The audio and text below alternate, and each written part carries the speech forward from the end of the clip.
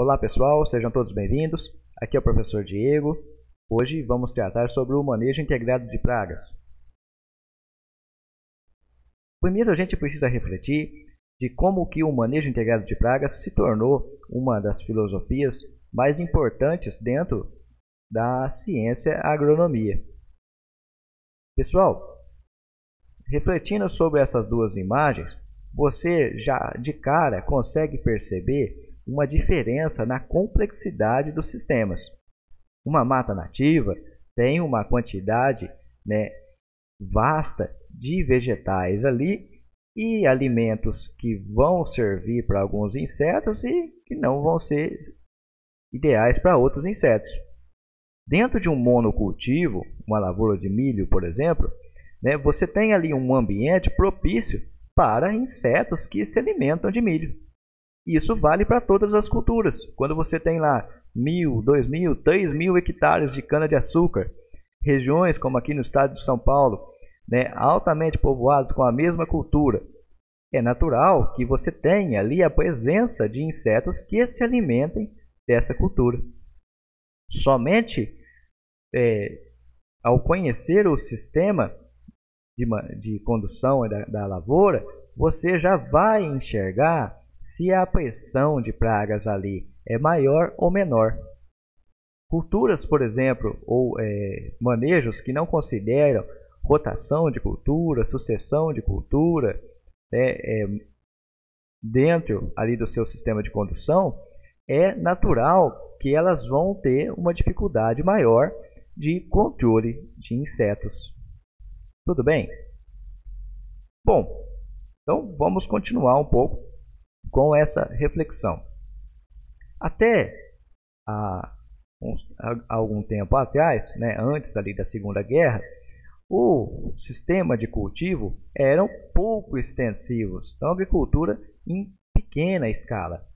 E o controle de insetos pragas era feito basicamente de forma cultural, por meio de produtos naturais ou pelo próprio controle biológico natural que ocorria no agroecossistema. O fato é que após a Segunda Guerra houve um aumento exponencial da demanda por alimentos. Então, países que até então eram capazes de produzir alimentos para a sua subsistência ou para o mercado interno passaram a não ser mais. E aí alguns países como o Brasil, eles foram responsáveis, por, além de manter o mercado interno, também exportar parte da sua produção. Tudo isso se deve à globalização.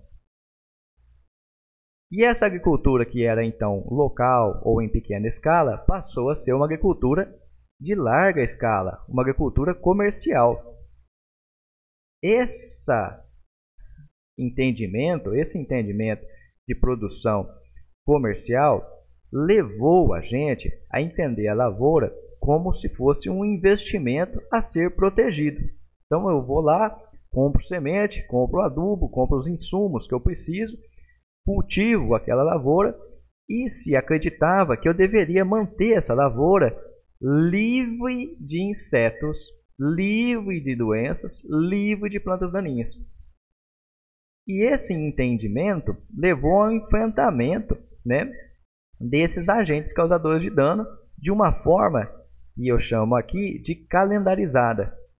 O que significa isso? Bom, se você já sabe que existe a probabilidade de um inseto ocorrer, então eu faço a aplicação de um controle ali. Isso acabou levando a aplicações desordenadas de inseticidas. Então você já faz uma aplicação de um inseticida no tratamento de semente, logo que começam a aparecer as folhas você faz outra aplicação e assim você iria fazendo aplicações de formas calendarizadas. A cada 15 dias, uma vez por semana, a cada 10 dias, conforme ali era a prática do agricultor. O que acontece? Sempre nesse sentido de prevenir a lavoura contra o ataque do inseto praga. O que acontece?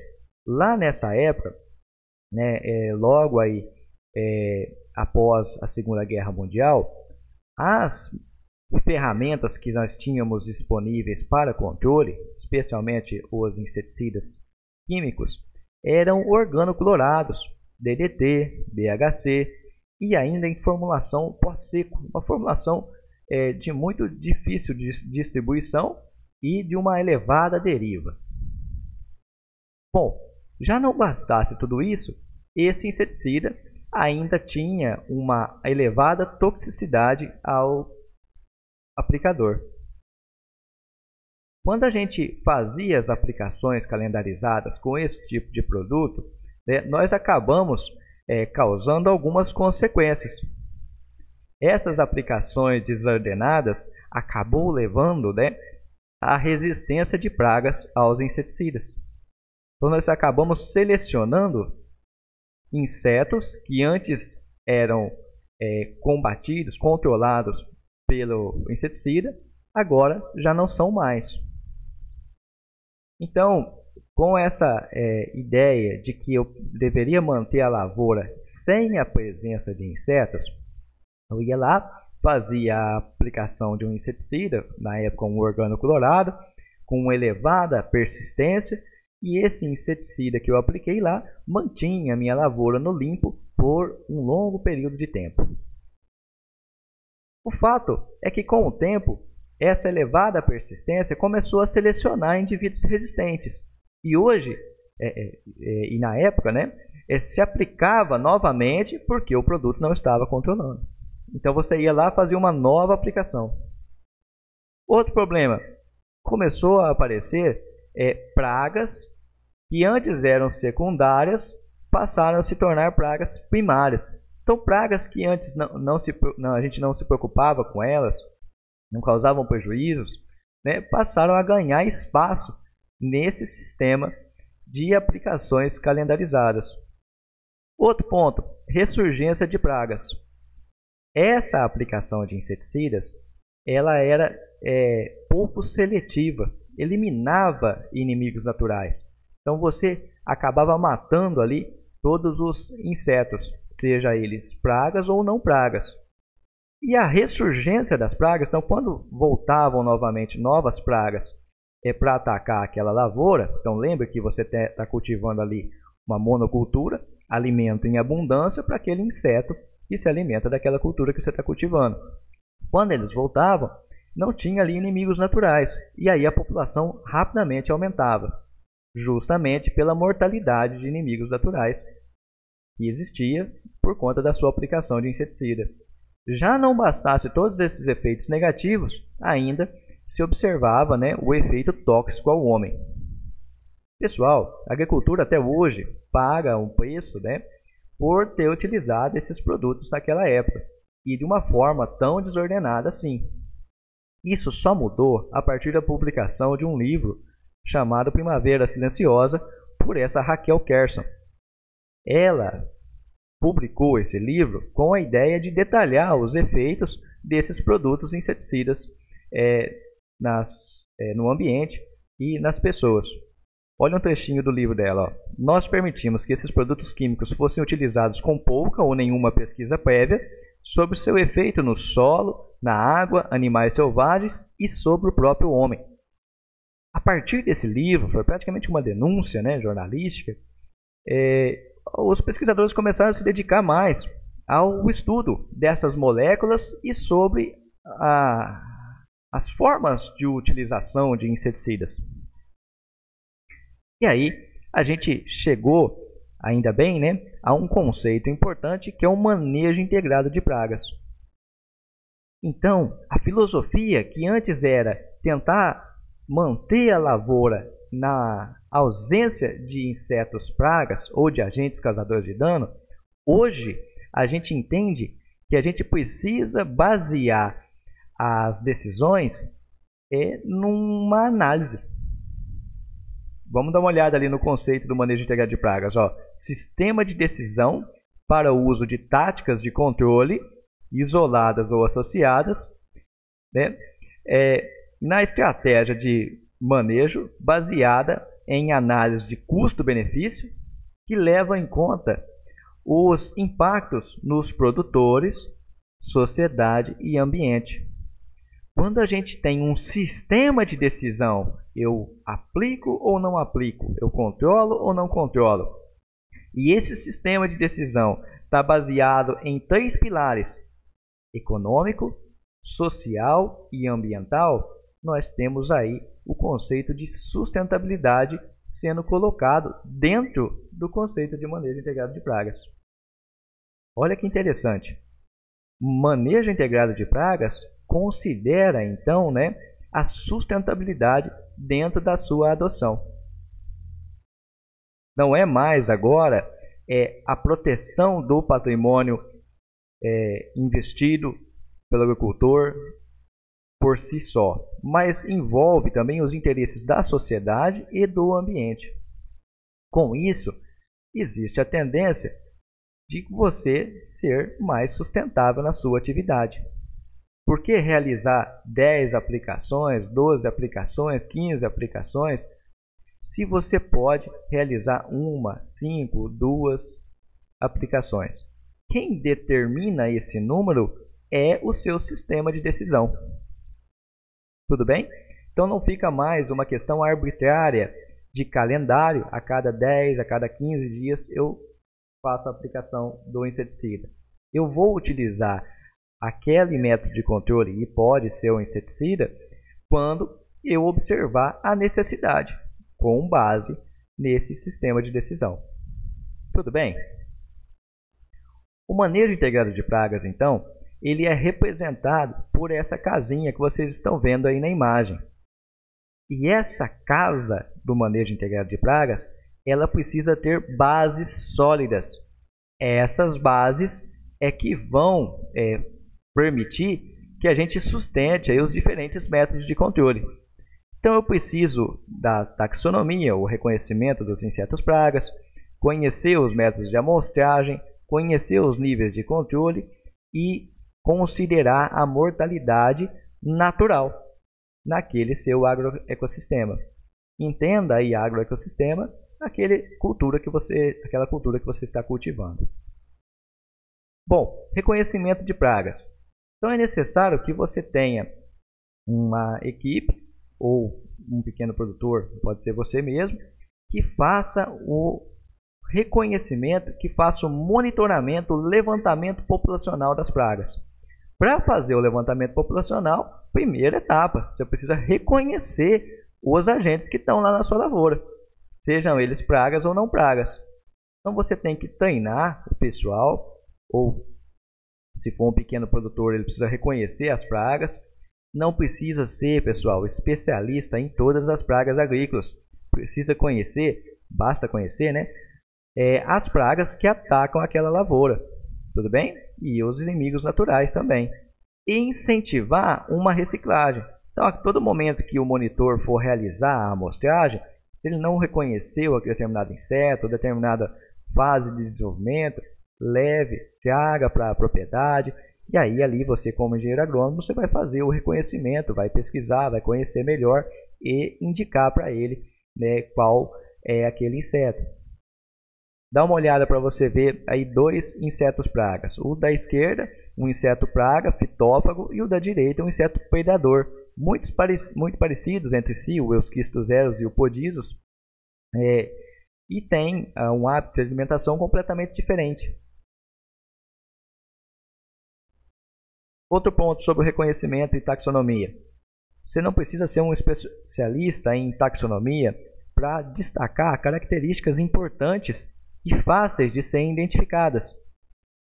Você deve orientar os seus colaboradores, e você também, estudando isso ao longo do tempo, em características simples, de fácil visualização no campo, que permitam que o seu monitor faça ali a correta identificação. Dá uma olhada nesse exemplo.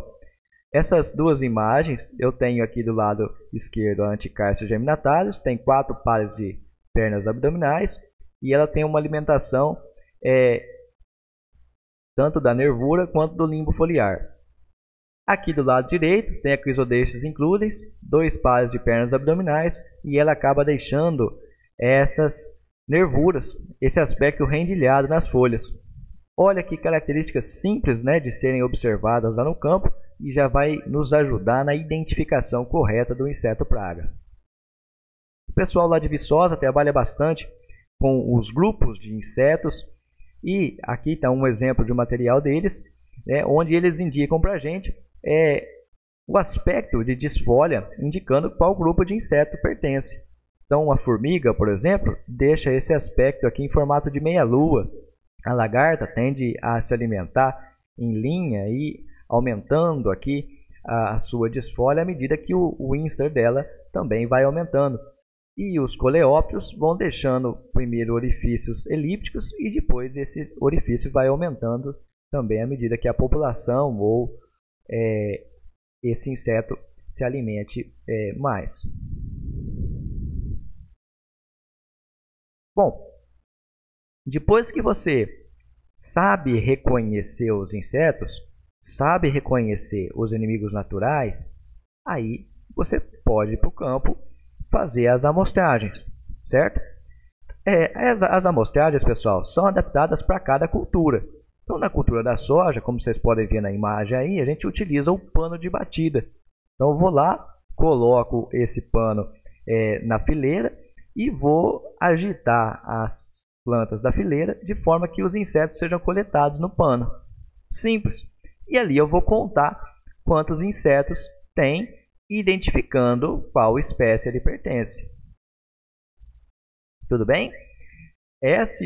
Os métodos de amostragem, então, eles são intrínsecos da cultura e, inclusive, podem mudar de inseto para inseto. Então, tem insetos, por exemplo, que atacam as raízes da planta. Você não vai utilizar um pano de batida, né? Você vai ter que utilizar outro método. E aí eu posso começar a utilizar e trabalhar com isso, né? Vários métodos para tentar criar uma acurácia, criar uma confiabilidade maior nos meus dados. Como, por exemplo, vocês estão vendo na imagem aí, né? Uma armadilha de insetos adultos, né? Tem lá no meio uma isca com feromônio e esse inseto vai ficar grudado ali nessa armadilha. E aí você passa ali periodicamente para fazer a contagem desses insetos. Tudo bem?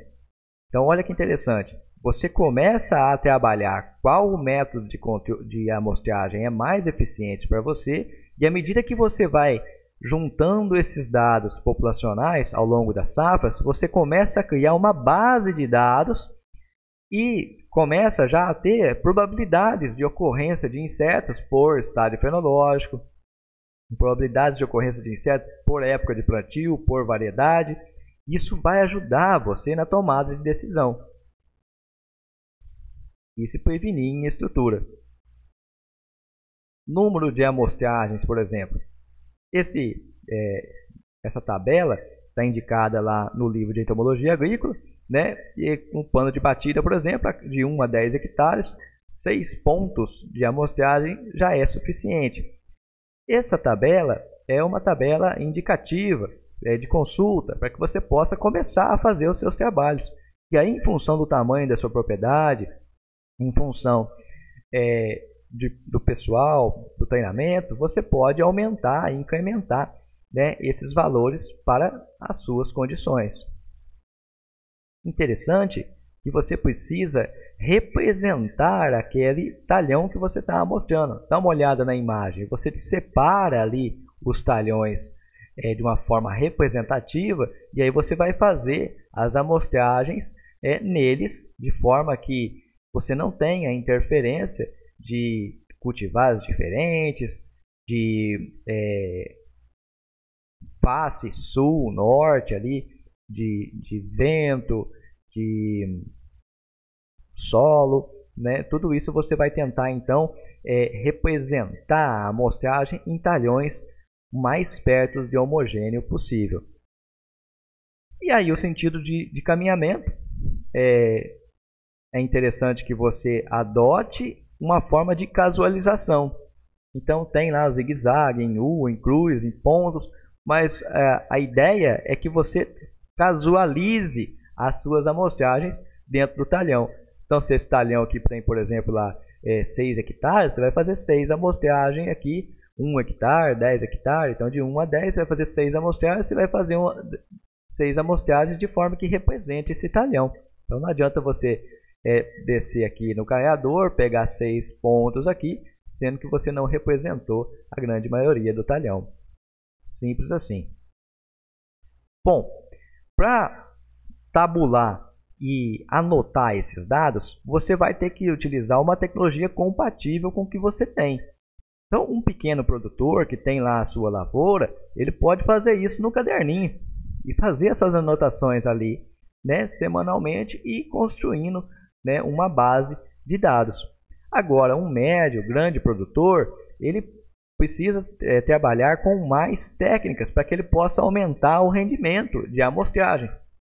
A Embrapa, por exemplo, desenvolveu essa folha de monitoramento, onde você vai ali em cada um dos pontos de amostragem colocando o número de insetos por espécie que você identificou.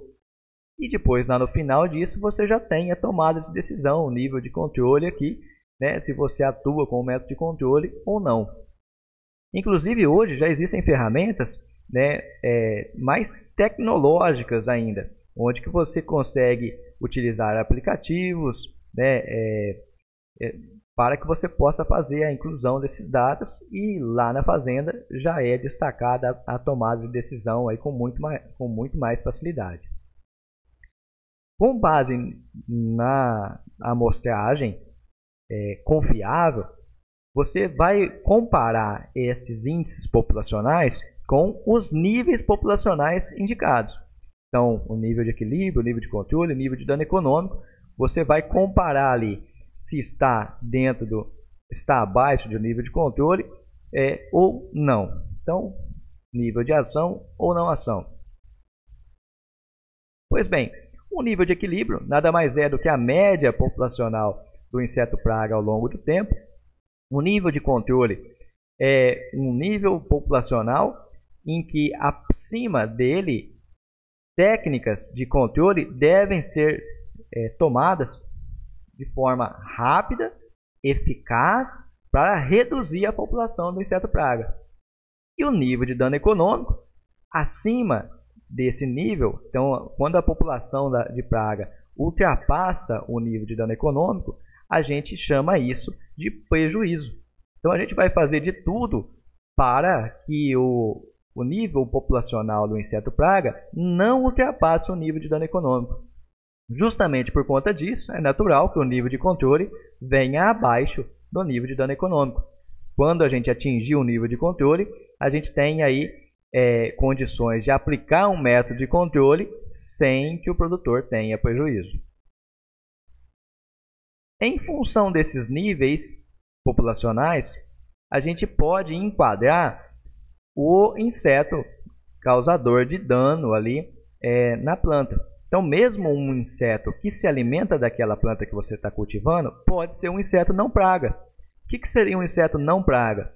Ele está ali se alimentando daquela planta, mas que o nível de equilíbrio dele, né, a média populacional, mesmo os picos populacionais, nunca atingem o nível de controle. Então, você não vai precisar se preocupar com esse inseto, que é um inseto não praga, mesmo que ele se alimente ali da sua planta que você está cultivando. Então, pessoal, fundamental aqui, ó, nem toda injúria causada por um inseto necessariamente causa um prejuízo. É tolerável a presença de insetos que se alimentam daquela planta na lavoura. E aí você precisa conhecer o quanto você pode tolerar para que não ocorra prejuízo. Tudo bem? Vamos lá. Outra configuração de inseto praga, o que a gente chama de praga esporádica. Eventualmente, um pico populacional pode atingir o nível de controle e vai exigir de você um método de controle que seja rápido, eficaz, para reduzir a população desse inseto, evitando assim, né, que esse prejuízo se alastre ao longo do tempo. E aí pode ocorrer também um inseto praga. No caso do inseto praga, todos os picos populacionais atingem o nível de controle e todo pico populacional vai exigir de você uma medida rápida e eficaz. Pessoal, essa medida via de regra, é a adoção de um inseticida químico. Alguns inseticidas de origem biológica podem promover esse efeito de redução rápida na população do inseto praga. O fato é que os inseticidas são uma ferramenta importante também no manejo integrado de pragas. Só que ao invés de a gente utilizar eles de uma forma indiscriminada, calendarizada, nós podemos utilizar esses inseticidas de uma maneira racional, apenas quando necessário. E aí chega o último tipo de praga, é o que a gente chama de praga severa, e esse daí se configura numa exceção do manejo integrado de pragas, porque o nível de equilíbrio dele, a média populacional ao longo do tempo, está sempre acima do nível de controle. Sempre muito próximo, né, vamos chamar assim, de causar um prejuízo, muito próximo ao nível de dano econômico. Nesse sentido, né, se justifica a aplicação de medidas preventivas para o controle dessa praga severa. Esse é um caso de exceção. A maioria, por sorte, né, a maioria das pragas, elas não se enquadram dentro dessa classificação de praga severa, mas aquelas pragas consideradas uma praga severa, então o nível de equilíbrio na média populacional está sempre acima do nível de controle, ela vai exigir medidas, né, mais direcionadas, mais particulares para o controle dessa praga. Bom, fazendo a amostragem, conhecendo os níveis de controle, você consegue tomar a sua decisão. Atingiu o nível de controle? Sim, vou lá e aplico a medida.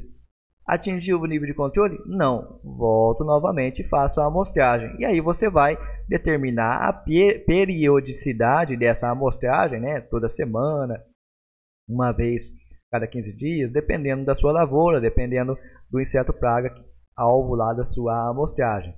Tudo bem? Outro ponto que eu não coloquei aqui, o nível de controle. Pessoal, existem fórmulas para isso, para a gente chegar no nível de controle, mas isso já está bem consolidado na literatura. Você pode consultar nos livros, nos manuais, né, os níveis de controle para as principais pragas agrícolas. Já existem níveis de controle pré-estabelecidos. Então basta você observar esses níveis e utilizar eles como referência. Com o tempo, à medida que você vai construindo uma base de dados, você pode até chegar a propor níveis de controle para a sua propriedade, para a sua região. O fato que para um início do manejo integrado de pragas, você pode utilizar e deve utilizar os níveis de controle que já estão estabelecidos na literatura. Esse ponto é um ponto de vantagem, né, para o manejo integrado de pragas, insetos pragas. Quando a gente fala, por exemplo, de manejo integrado de doenças, isso já se torna muito mais difícil, porque você quantificar doenças é muito mais difícil do que você quantificar insetos. Tudo bem? Bom, um ponto aqui que eu gostaria de destacar para vocês, esse é um dado de 2017, está mostrando aqui para a gente os ingredientes ativos em inseticidas que foram comercializados em 2017, em toneladas. Vamos dar uma olhada lá, ó. 50 toneladas, até 50 toneladas aqui, 43 toneladas de acefato, imidaclopido, cloropirifos. Vamos dar mais uma olhada aqui agora, isso agrupado em grupos químicos inseticidas.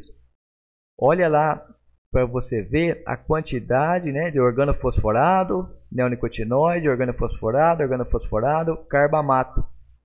Pessoal, a maioria desses inseticidas que estão aqui mais sendo utilizados na lavoura hoje, né, então a gente transformar isso em porcentagem, ó, 65% dos inseticidas comercializados em 2017 pertencem ao grupo do organofosforado. 17% aos neonicotinoides, 8% aos carbamatos, 4% aos piretroides e assim por diante. O que eu gostaria de chamar a atenção? Que parte desses inseticidas, eles têm como característica a sua baixa seletividade, o amplo espectro. Ou seja, atuam tanto sobre insetos pragas quanto insetos não pragas. Gente, essa filosofia é que precisa mudar.